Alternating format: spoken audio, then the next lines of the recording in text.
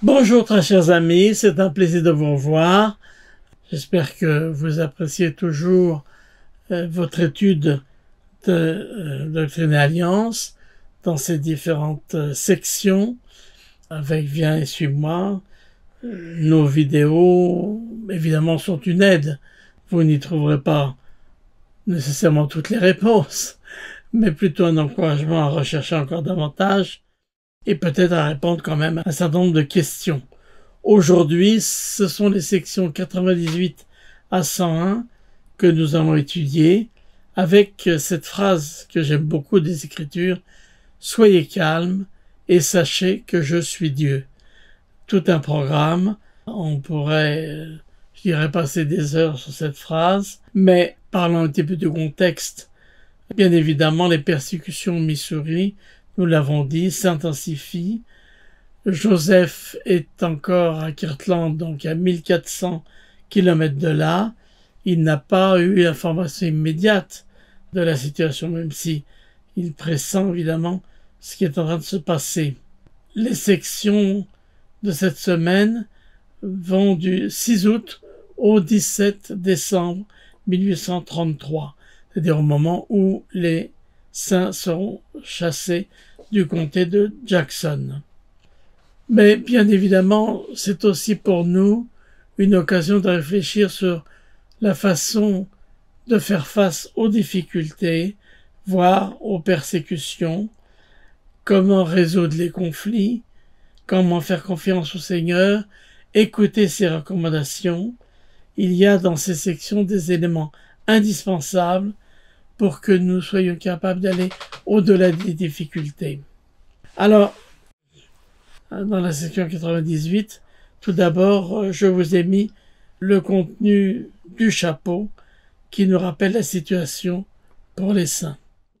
L'installation croissante de membres de l'Église au Missouri dérangeait certains des autres colons qui se sentaient menacés par le nombre, l'influence politique et économique, et les différences culturelles et religieuses des saints.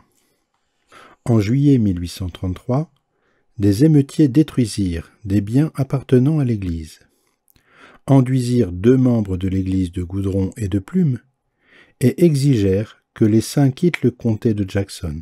Des nouvelles des problèmes du Missouri étaient certainement parvenues aux oreilles du prophète à Kirtland, à 1400 km de là, mais ce n'est que par la révélation qu'il aurait pu connaître à cette date la gravité de la situation. En effet, au milieu des persécutions, le Seigneur va expliquer aux saints qu'ils doivent avant tout espérer, lui faire confiance, et que les promesses demeurent. Et cette phrase extraordinaire, que tout concourra à leur bien. Dans les versets 1 à 3, nous lisons: « En vérité, je vous le dis, mes amis, ne craignez pas, que votre cœur soit conforté. Oui, réjouissez-vous à jamais et rendez grâce en toutes choses. Espérez patiemment dans le Seigneur, car vos prières sont parvenues aux oreilles du Seigneur des armées et sont enregistrées avec ce sceau et ce testament. Le Seigneur a juré et décrété qu'elles seront exaucées. C'est pourquoi il vous fait cette promesse avec l'alliance immuable qu'elles seront exaucées, et toutes les afflictions que vous avez subies concourront à votre bien et à la gloire de mon nom, dit le Seigneur. » Il est intéressant que dans le verset 3, le Seigneur parle de toutes les afflictions. En ce qui nous concerne, évidemment, ça a un écho particulier, que ce soit les problèmes économiques, professionnels, affectifs, émotionnels, de santé. Tout, d'une certaine manière, peut concourir à notre bien. Cela ne veut pas dire que nous devons supporter passivement toute chose. Quand une personne est victime d'abus ou de maltraitance, évidemment, il faut faire tout ce que nous pouvons pour éliminer cette situation. Mais laissons la vengeance au Seigneur. Dans le manuel, il est suggéré un discours de Elder Renland, qui est un discours extraordinaire, qui a été fait en avril 2021, avec ce titre choc: injustice révoltante. Et je vous encourage à relire tout le discours parce qu'il fait allusion à beaucoup de choses particulières, y compris les génocides, au Rwanda et ailleurs, et qu'il nous donne des conseils sur notre façon d'aborder les choses. Voilà ce qu'il nous dit. La condition mortelle est intrinsèquement injuste. Certaines personnes naissent dans l'abondance, d'autres non. Certaines ont des parents aimants, d'autres non. Certaines vivent longtemps, d'autres non. Et ainsi de suite. Certaines personnes commettent des fautes révoltantes, même lorsqu'elles essayent de faire le bien. Certaines font le choix de ne pas redresser une injustice alors qu'elles le pourraient. Malheureusement, d'autres utilisent leur don divin du libre arbitre pour faire du mal à autrui, alors qu'elles ne devraient jamais l'utiliser de cette façon. Dans les situations injustes, l'une de nos responsabilités est d'avoir confiance que tout ce qui est injuste dans la vie peut être réparé par l'expiation de Jésus-Christ. Jésus-Christ a vaincu le monde et a englouti toute injustice. Grâce à lui, nous pouvons avoir la paix dans ce monde et prendre courage. Si nous le lui permettons, Jésus-Christ consacrera l'injustice à notre avantage. Il ne se contentera pas de nous consoler et de restituer ce qui a été perdu. Il tirera parti de l'injustice pour notre bien. Concernant la manière et le moment, nous devons reconnaître et accepter, comme Alma l'a fait, que cela n'a pas d'importance, car Dieu connaît tout cela, et il me suffit de savoir que tel est le cas. Voilà, c'est un discours, encore une fois, magnifique. Franchement, relisez-le si vous l'avez oublié, mais il y a des enseignements sur cette condition mortelle importants à bien assimiler et bien comprendre. Il faut faire confiance au Seigneur avant toute chose. Alors, la loi du pays. Pour la première fois, de cette façon-là, une révélation fait spécifiquement référence à la loi du pays. Certes, chaque citoyen a des droits, et les lois du pays devraient toujours être du côté du plus faible. Mais hélas, cette histoire nous apprend que ce n'est pas toujours le cas, loin s'en faut. Cependant, il est important de connaître la position du Seigneur sur cette question. Au verset 5 et 8 à 10 de la section 98, nous lisons. Et cette loi du pays, qui est constitutionnelle et qui soutient le principe de la liberté en préservant les droits et les garanties, appartient à toute l'humanité et se justifie devant moi. Moi, le Seigneur Dieu, je vous affranchis. C'est pourquoi vous êtes vraiment libres, et la loi aussi vous affranchit. Néanmoins, quand le méchant domine, le peuple gémit. C'est pourquoi il faut rechercher diligemment des hommes honnêtes et pleins de sagesse, et vous devez veiller à soutenir des hommes bons et pleins de sagesse. Autrement, tout ce qui est moins que cela vient du mal. Voilà, c'est la conférence générale d'avril 2021. Le président Hawks, membre de la présidence, a parlé du thème de la Constitution américaine. Alors évidemment, ça n'est pas la nôtre comme Constitution, mais cette référence peut nous être intéressante parce qu'il y a des principes évidemment qui concernent tout le monde. Voilà ce qu'il dit. Quel était le dessein de Dieu quand il a établi la Constitution des États-Unis? Nous le voyons dans la doctrine du libre arbitre moral.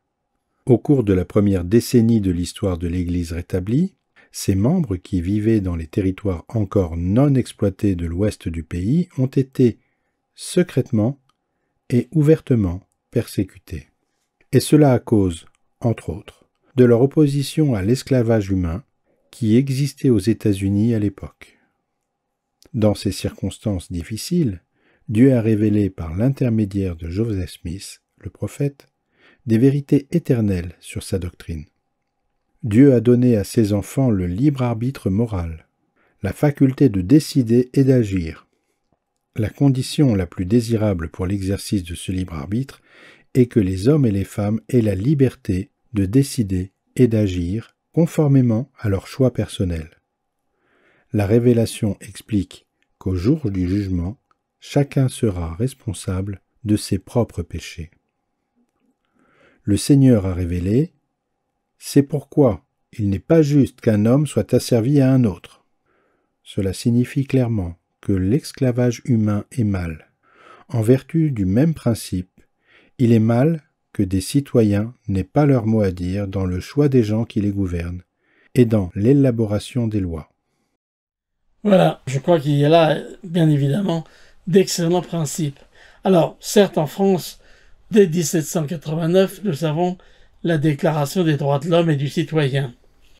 Celle-ci a inspiré de nombreux pays, mais si la liberté religieuse était posée comme principe, il fallut des années pour que tous les cultes soient reconnus égaux. On pourrait aussi parler, en France comme ailleurs, du droit des femmes ou des minorités. Aujourd'hui, il existe des cours pénales internationales qui cherchent à condamner les génocides ou les crimes contre l'humanité. On en parle tous les jours dans l'actualité. Nous sommes loin des situations harmonieuses pour toutes les nations de la terre. Le plan de Dieu est encore à venir dans son intégralité. Alors, nous allons continuer, parce que ici, bien sûr, les sections 98 et 101 touchent des points semblables. Vous avez vu dans les citations des Hawks. Mais regardons la section 98 en particulier. Par rapport aux relations conflictuelles avec d'autres groupes, avec d'autres individus, le Seigneur déclare au verset 16. C'est pourquoi renoncez à la guerre, proclamez la paix, et cherchez diligemment à tourner le cœur des enfants vers leur père, et le cœur des pères vers les enfants. Voilà, nous avons ici un principe absolu qui va être détaillé de façon à nous donner des exemples concrets. Mais déjà, chercher la paix et renoncer à la guerre, c'est déjà quelque chose. Alors, pas forcément armé, mais ça peut être aussi dans les sentiments que nous manifestons pour ceux qui nous entourent. Et nous avons aujourd'hui beaucoup d'exemples, en particulier avec Internet, d'acrimonie qui se manifestent vis-à-vis de personnes envers d'autres. Dans le verset 23, voilà ce que le Seigneur nous dit. Je vous parle maintenant de vos familles. Si les hommes vous frappent une fois, vous ou vos familles, et que vous le supportez patiemment, et ne les insultez pas, ni ne cherchez à vous venger, vous serez récompensés. Donc c'est intéressant, c'est que dans ces situations conflictuelles, le Seigneur préconise d'abord le pardon et la patience, et ceci jusqu'à 3 fois, non seulement une fois, mais 2 fois et 3 fois. Chaque fois que l'ennemi se repent, il faut continuer à pardonner.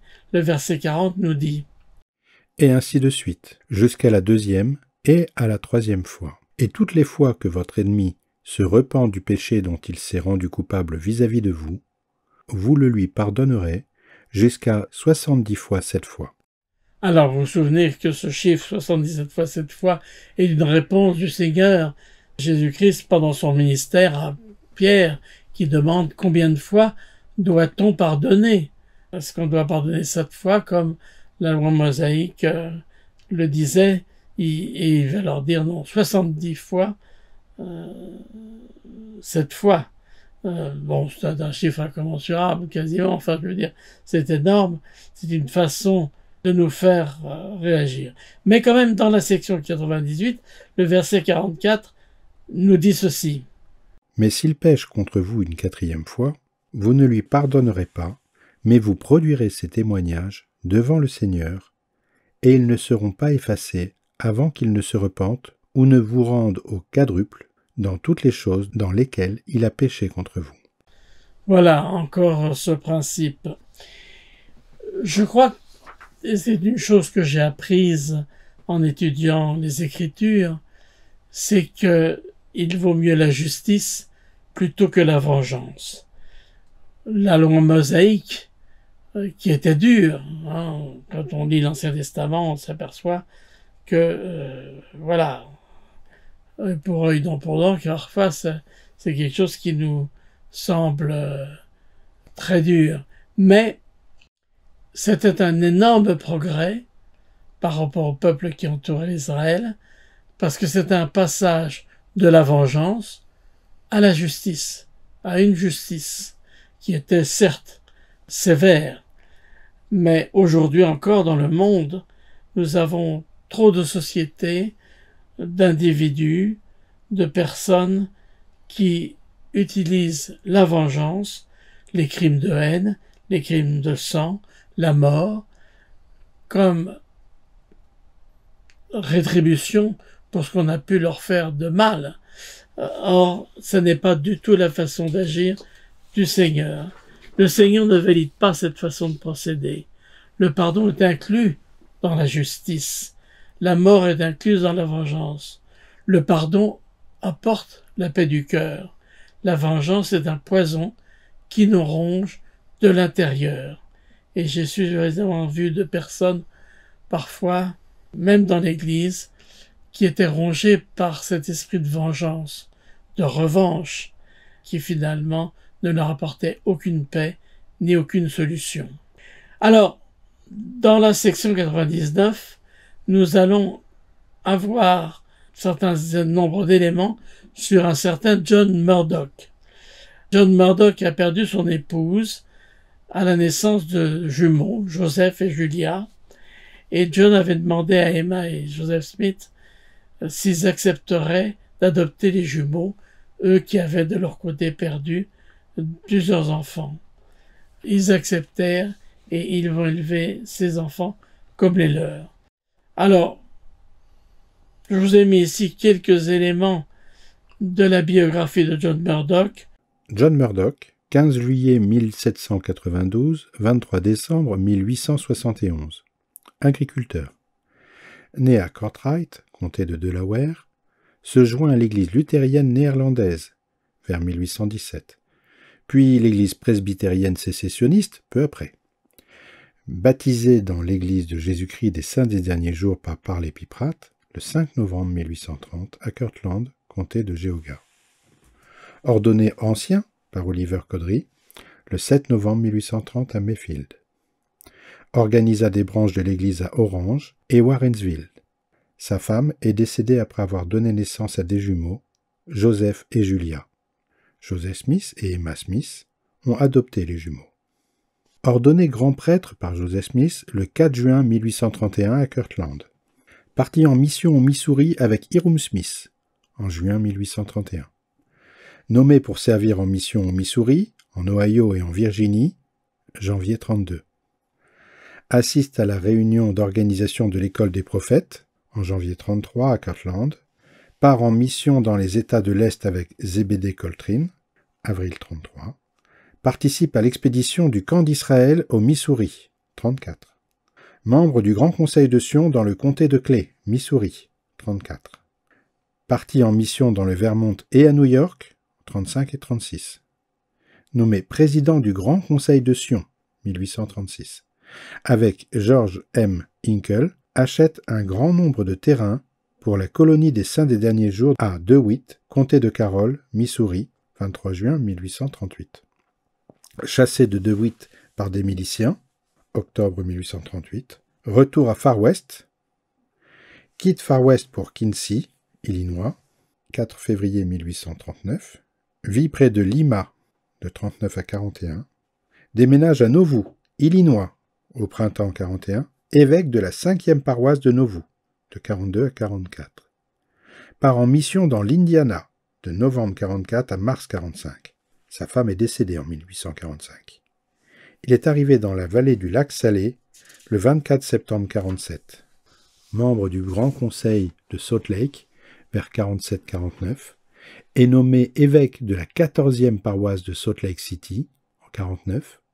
Il a siégé à l'Assemblée législative du territoire de l'Utah de 49 à 51. Il a fait une mission en Australie de 51 à 53. Déménage à Lehi, territoire de l'Utah, vers 1854. Sert comme patriarche d'avril 1854 à mars 1867. Déménage à Beaver, territoire de l'Utah, à l'automne 1867. Décède à Beaver. Voilà, alors bien évidemment, il n'est pas question que vous vous souveniez de tous ces éléments, mais je pense que cette liste suffira à vous montrer que vous avez là un grand serviteur, un excellent missionnaire. On parle pas assez de cet homme, de ce John Murdoch, qui a vraiment consacré sa vie à prêcher l'Évangile. Comme vous l'avez vu, il était baptisé par Parley-P. Pratt, il a consacré sa vie à sa mission. Et dans la section 99, versets 1 et 2, nous lisons « Voici, ainsi dit le Seigneur à mon serviteur John Murdoch. Tu es appelé à aller dans les contrées de l'Est, de maison en maison, de village en village, et de ville en ville, pour proclamer mon évangile éternel aux habitants, au milieu des persécutions et de la méchanceté. Et quiconque te reçoit me reçoit. Et tu auras le pouvoir d'annoncer ma parole dans la démonstration de mon Saint-Esprit. » Voilà, donc vraiment ce fut l'un des grands missionnaires du rétablissement, malgré les nombreuses difficultés qu'il connaîtra dans sa vie personnelle, prêchant aux États-Unis, mais aussi en Australie. On raconte qu'avec son compagnon, il distribua plus de 24 000 brochures de l'Église en Australie. Alors, un exemple, bien sûr, parmi d'autres à suivre dans notre dévotion missionnaire. Et puisque nous parlons de missionnaires, nous avons dans la section 100 quelques écritures qui sont en effet applicables aux missionnaires et, je dirais, à d'autres. Cette révélation de la section 100 a été donnée à Perrysburg, dans l'État de New York. Joseph Smith et Sidney Rigdon sont là parce qu'ils veulent visiter, donc au bord du lac Erie et du lac Ontario, des deux côtés d'ailleurs de la frontière, aux États-Unis comme au Canada, les saints. L'Église a beaucoup progressé avec de nombreux convertis qu'ils veulent visiter. Mais bien évidemment, dans le même temps, nous l'avons vu, la situation à Kirtland se fait plus tendue avec quelques apostats, même à Kirtland, qui deviennent des ennemis acharnés contre l'Église. Étant loin, Joseph et Sidney demandent au Seigneur de protéger leur famille en leur absence. Le Seigneur les rassure. Verset 1. En vérité, ainsi vous dit le Seigneur à vous, mes amis Sidney et Joseph. Vos familles vont bien. Elles sont entre mes mains, et je ferai d'elles ce qui me semble bon, car tout pouvoir est en moi. Alors, ayant eu le privilège et le bonheur de servir comme président de mission et missionnaire moi-même, souvent j'ai eu l'occasion de discuter avec des missionnaires qui s'inquiétaient de la situation chez eux. Peut-être un peu plus facile aujourd'hui, on peut toutes les semaines avoir des nouvelles, et encore, quelquefois les missionnaires se demandent est-ce que c'est bien que je reste en mission ou est-ce qu'il ne vaudrait pas mieux que je sois à la maison pour apporter mon soutien. Je me souviens d'un missionnaire dont le papa est décédé et évidemment la question se posait pour lui, surtout que c'est un homme qui avait sa propre entreprise, mais en parlant avec son président de pieux, les membres de sa paroisse et de son pieux se sont employés à faire en sorte que le business de son papa fonctionne au mieux, que tous les éléments pour soutenir la famille soient là et qu'il puisse continuer et finir sa mission, ce qu'il a fait avec beaucoup de succès et beaucoup de foi. Quel réconfort en effet pour Joseph et Sidney de savoir que leur famille est entre les mains du Seigneur. Je ne pense pas qu'on puisse souhaiter plus ou davantage. Mais le Seigneur continue à leur donner des conseils sur leur mission. Et les missionnaires connaissent bien ces versets 5 à 8. C'est pourquoi, en vérité, je vous le dis, élevez la voix devant ce peuple. Exprimez les pensées que je mettrai dans votre cœur, et vous ne serez pas confondus devant les hommes. Car ce que vous devrez dire vous sera donné sur l'heure, oui, au moment même. Mais je vous donne le commandement d'annoncer en mon nom tout ce que vous annoncerez en solennité de cœur, dans l'esprit d'humilité, en toutes choses. Et je vous fais la promesse que si vous faites cela, le Saint-Esprit sera déversé pour rendre témoignage de toutes les choses que vous direz. Ces versets nous assurent que le Seigneur pourvoira ce que nous devons dire, enseigner, que nous soyons missionnaires, bien sûr, mais que nous soyons dirigeants, instructeurs, parents, quelles que soient les personnes dont nous pouvons être responsables, nous sommes entre les mains du Seigneur et nous pouvons compter sur son aide. Notre rôle est d'être des instruments entre les mains du Seigneur et non les acteurs du salut que nous instruisons. C'est pas nous qui sommes au centre de l'attention ici. On peut lire d'ailleurs en quelque sorte le couronnement de cette section au verset 15. C'est pourquoi que votre cœur se console, car tout concourra au bien de ceux qui marchent en droiture et pour la sanctification de l'Église. Bonjour à tous, bonjour Christian. Nous sommes maintenant en décembre 1833. Joseph est bien au courant que les saints sont persécutés, qu'ils ont été chassés du comté de Jackson au Missouri. Et si vous vous souvenez, les dirigeants de l'Église avaient été contraints de signer un document qui les forçait à quitter le comté de Jackson en avril 1834. Mais déjà, en octobre 1833, la populace avait chassé les membres en les persécutant, et donc en plein hiver. Voici ce que nous explique le chapeau de la section 101. À cette époque, les saints qui s'étaient rassemblés au Missouri subissaient de grandes persécutions. Des émeutiers les avaient chassés de chez eux au comté de Jackson, et certains d'entre les saints avaient essayé de s'établir dans les comtés de Van Buren, Lafayette et Ray, mais les persécutions les y avaient suivis. Le gros de l'Église se trouvait à ce moment-là au comté de Clay, donc toujours au Missouri. Les menaces de mort contre les membres de l'Église étaient nombreuses. Les saints du comté de Jackson avaient perdu leurs meubles, leurs vêtements, leurs bétail et d'autres biens personnels, et leur récolte avait été en grande partie détruite. Plus tard, en mai et juin 1834, l'expédition du camp de Sion aurait l'ambition de faire valoir les droits des saints, de récupérer une partie de ce dont ils avaient été spoliés, mais nous aborderons ce thème la semaine prochaine. Pour l'instant, on est en décembre 1833 et le Seigneur va expliquer en partie les raisons de cet échec. Il dit au versets 2 et 3, « Moi, le Seigneur, j'ai souffert que les afflictions qui les ont accablés s'abattent sur eux à cause de leurs transgressions. Cependant, je les reconnaîtrai et ils seront miens le jour où je viendrai rassembler mes joyaux. » J'aime beaucoup ce passage qui a deux messages. Il y a d'une part les transgressions, les faiblesses du peuple, et d'autre part le Seigneur qui les appelle mes joyaux. Ça c'est un mot qui me touche beaucoup. Les saints sont précieux aux yeux du Seigneur et leur temps viendra. On va poursuivre versets 6-8. Voici, je vous le dis, il y avait parmi eux des querelles, des disputes, des envies, des discordes et des désirs voluptueux et cupides. Ils ont donc souillé par ces choses leurs héritages. Donc là, ici, le Seigneur explique ce qu'il entendait par le verset 2, les transgressions des saints. Il continue de détailler ça en disant « Ils étaient lents à écouter la voix du Seigneur leur Dieu. C'est pourquoi le Seigneur leur Dieu est lent à écouter leurs prières, à leur répondre le jour de leurs ennuis.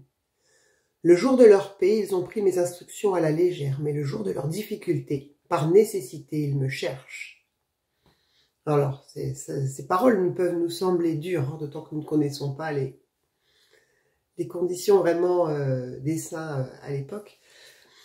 Mais ce qui est intéressant, c'est de lire parallèlement le verset 16. « C'est pourquoi que votre cœur soit consolé au sujet de Sion, car toute chair est entre mes mains. soyez calmes et sachez que je suis Dieu.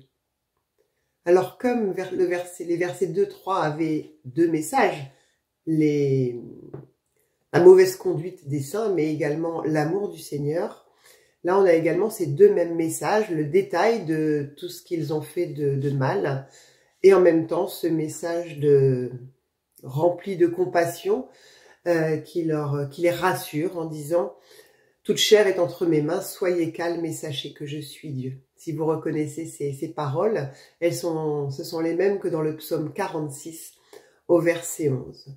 Si on est tenté d'en douter, les entrailles du Seigneur sont remplies de compassion pour ses saints, pour ses enfants. Il le dit encore au verset 9. Mais nous avons des périodes d'affliction à traverser. Dans l'un de ses discours, Elder Christofferson a parlé de Sion. Ce discours s'intitule « Venez à Sion » et il a été donné en octobre 2008. Il y cite les paroles du prophète Joseph.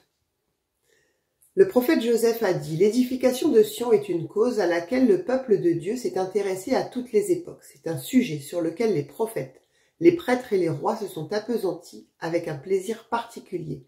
Ils ont attendu avec impatience et allégresse les jours dans lesquels nous vivons. Et, enflammés par une espérance et une joie céleste, ils ont chanté, écrit et prophétisé sur notre temps, mais sont morts avant de pouvoir le contempler de leur vivant. Nous sommes le peuple favorisé que Dieu a choisi pour accomplir la gloire des derniers jours. » Quelle vision avait le prophète Joseph, c'est impressionnant. Je vais vous citer différents passages du discours d'Elder Christofferson. Il dit « C'est pourquoi aujourd'hui le peuple du Seigneur se rassemble de toutes les nations, dans les lieux de réunion et les pieux de Sion de l'Église de Jésus-Christ des saints des derniers jours, dispersés parmi toutes les nations. Sous la direction de Joseph Smith le prophète, les premiers membres de l'Église ont essayé d'établir le centre de Sion au Missouri, mais ils ne se sont jamais qualifiés pour bâtir la ville sainte. » Donc, c'est à mettre en parallèle avec ce que je vous ai lu, où le Seigneur fait des reproches à son peuple.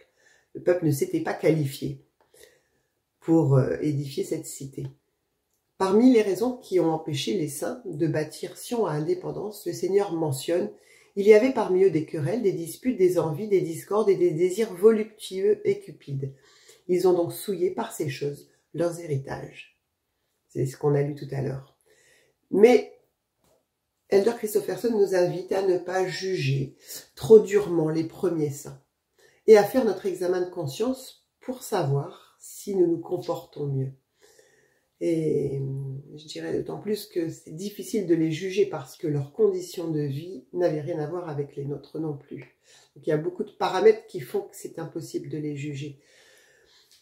Il dit « Si nous voulons établir Sion dans nos foyers, dans nos branches, dans nos paroisses et dans nos pieux, nous devons nous élever à la hauteur de ces principes.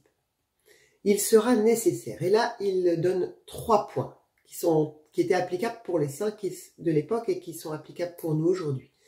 Il sera nécessaire, premièrement, d'être unis d'un seul cœur et d'un seul esprit. Deuxièmement, de devenir un peuple saint, individuellement et collectivement.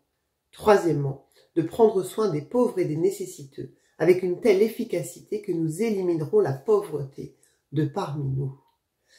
Alors là, je reviens sur la question d'Elder Christofferson. Est-ce que nous nous comportons mieux que les saints de l'époque? Est-ce que nous vivons unis? Sommes-nous unis dans nos foyers? Sommes-nous unis dans nos paroisses, dans nos pieux? Sommes-nous saints individuellement et collectivement? Prenons-nous suffisamment soin de ceux qui en ont besoin parmi nous? En tout cas, on l'a déjà dit à plusieurs reprises dans les semaines précédentes, Dieu n'est pas tant un lieu qu'un état d'esprit, une façon d'être et une manière d'être véritablement chrétien. Dès cette période de décembre 1833 et donc dès cette section 101, le Seigneur élargit ce thème de Sion bien au-delà au lieu d'indépendance.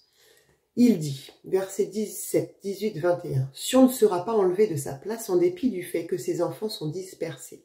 Ceux qui restent et ont le cœur pur retourneront et viendront à leurs héritages, eux et leurs enfants, avec des chants de joie éternelle pour édifier les lieux désolés de Sion. » Alors là, on parle bien effectivement des lieux physiques, dans le Missouri. Mais la suite est intéressante. « Jusqu'à ce que vienne le jour où l'on ne trouvera plus de place pour eux. Alors j'aurai d'autres lieux que je leur désignerai, et ils seront appelés pieux pour la tente ou la force de Sion. Alors bien entendu, ça fait référence à la citation d'Ésaïe 54:2 qui dit « Élargis l'espace de ta tente, qu'on déploie les couvertures de ta demeure, ne retiens pas, allonge tes cordages et affermis tes pieux. » Et donc, alors ce qui est intéressant ici, c'est que finalement, Sion n'a pas été encore établi dans le Missouri, mais pourtant la deuxième partie de la prophétie est réalisée. Et elle est même en cours de réalisation, puisque aujourd'hui, il y a d'autres lieux qui ont été désignés, qui sont appelés pieux, et qui sont disséminés dans une grande partie du monde. Donc, le développement de l'Église fait que les pieux se multiplient de par le monde, de même que les temples. La promesse est même encore plus claire au verset 22 et 23. « Voici ma volonté, que tous ceux qui invoquent mon nom et m'adorent conformément à mon évangile éternel se rassemblent et se tiennent en des lieux saints et se préparent pour la révélation qui va venir lorsque le voile qui couvre mon temple dans mon tabernacle qui cache la terre sera enlevé et que toute chair à la fois me verra. » Seigneur donne ici vraiment une vision vaste, une vision d'éternité, après le temps de la seconde venue. Cette vie est une vie voilà, où il y a de l'opposition. On ne doit pas croire qu'elle nous apportera la plénitude, mais même si elle comporte de grandes joies, il faut avoir une vision plus vaste. C'est pourquoi le Seigneur explique, versets 36 à 38, « C'est pourquoi ne craignez pas, même pas la mort, car votre joie n'est pas pleine en ce monde, mais elle l'est en moi. C'est pourquoi ne vous souciez pas du corps, ni de la vie du corps, mais souciez-vous de l'âme et de la vie de l'âme, et cherchez toujours la face du Seigneur, afin qu'avec patience, vous puissiez posséder votre âme et vous aurez la vie éternelle. » Sion, c'est aussi cette vision, cette façon de vivre en ayant une vision éternelle à l'esprit, une vision céleste, comme le dit le président Nelson. Et le fait d'aller au temple régulièrement nous permet de nous préparer, de nous aider à acquérir cette vision éternelle, mais de nous préparer également à la suite, au jour où nous verrons Dieu face à face. Merci Valérie de ces instructions et de cet enseignement et d'explications concernant Sion. À la fin de la section 101, que tu as merveilleusement traité, toute la dernière partie de cette longue section, l'une des plus longues d'ailleurs, 101 versets dans la section 101, nous avons une parabole. C'est assez inhabituel, puisque autant nous avons beaucoup de paraboles dans le Nouveau Testament, en particulier dans Luc chapitre 13, comme vous le savez, ici nous avons une des rares paraboles dans les doctrines d'alliance. Et c'est une parabole originale, qui n'est pas véritablement sous ces termes dans le Nouveau Testament. En effet, on nous parle d'un seigneur, d'un noble, qui envoie ses serviteurs pour planter 12 oliviers, symbolique sans doute, dans sa vigne, et également pour construire une tour. La tour dont il est fait mention ici doit être interprétée comme étant le temple. Et les serviteurs se disent « Quel besoin a mon Seigneur de cette tour ?» Il se trouve aussi des excuses. « Nous sommes en temps de paix. » Et ils deviennent très paresseux.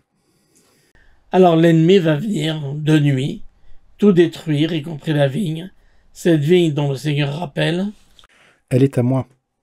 Je l'ai achetée à prix d'argent. » Il a donné son sang, le sang de la vigne, il l'a foulé au pressoir, seul.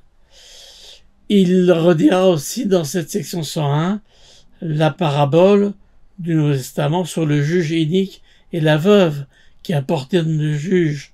Le juge lui fera justice, non pas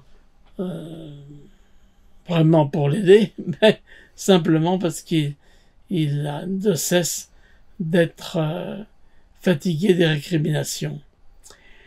Bien évidemment, Joseph et d'autres, on va parler du camp de Sion, cette expédition du prophète et d'un certain nombre de saints qui vont aller jusqu'au Missouri pour essayer de réclamer justice, pour essayer de demander réparation des dommages subis à travers les autorités légales, mais rien n'y fera.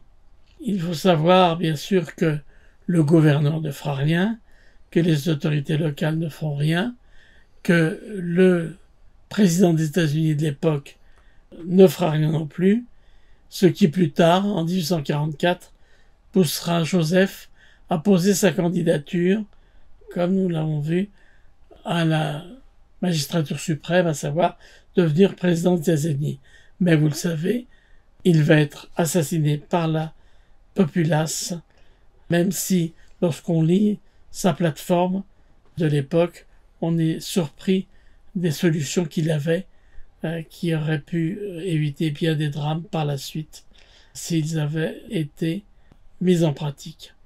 Mais dans cette section 101, nous avons encore les versets 32 à 34 qui nous disent « Oui, en vérité, je vous le dis, ce jour-là où le Seigneur viendra, il révélera tout, les choses qui sont passées et les choses qui sont cachées, que nul ne connaissait, les choses de la terre par lesquelles elle fut faite, leur dessein et leur fin, des choses extrêmement précieuses, des choses qui sont en haut, des choses qui sont en bas, des choses qui sont dans la terre, sur la terre et dans le ciel. » Alors ces versets sont tout à fait intéressants, puisque nous vivons aujourd'hui une époque où les avancées scientifiques, technologiques, l'intelligence artificielle, que sais-je encore, nous donnent accès à beaucoup de connaissances. Mais j'aimerais citer cette phrase de Président Ballade qui nous dit « Parfois, nous pouvons apprendre, étudier et savoir.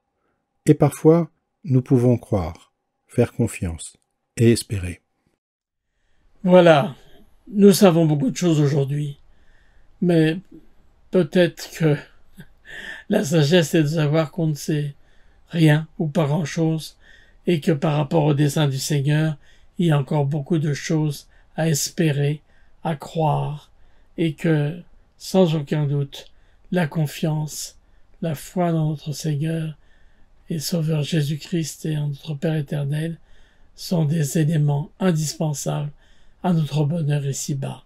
Au nom de Jésus-Christ. Amen.